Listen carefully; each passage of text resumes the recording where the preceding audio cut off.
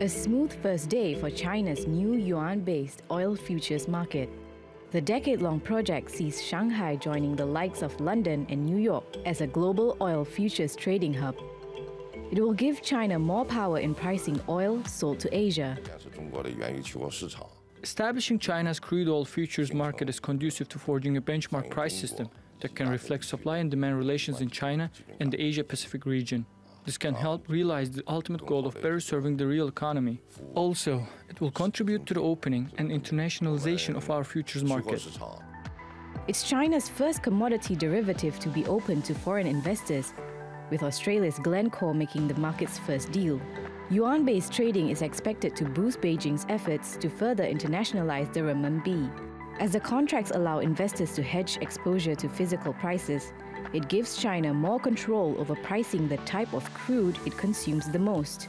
The first day of trading saw an encouraging turnover of more than $2.7 billion, but prices for oil set for delivery in September closed down 2.7% to 428 renminbi, which is $68 a barrel. But some analysts say Shanghai is unlikely to challenge London's Brent or New York's crude oil futures. Interest from international buyers could also be dampened by regulatory hurdles and China's capital controls. Laila Humairah, TRT World. Joel Flynn has this update from Hong Kong.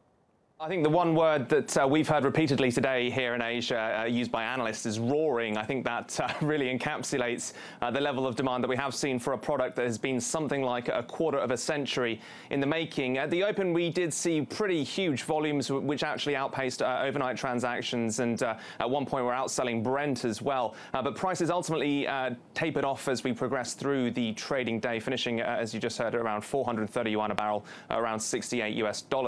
The key fact, of course, as far as demand is concerned, is that these futures contracts are open to foreign investors. The capital controls issue is a point, but we shouldn't underestimate, for instance, the significance of the fact that Glencore, the Australian commodities giant, was the first to be offered one of these contracts. That, I think, really does demonstrate what many see as the point of this security being made available, which is its ability to compete with Western crude benchmarks and therefore ultimately the cost of crude to the Chinese government as well.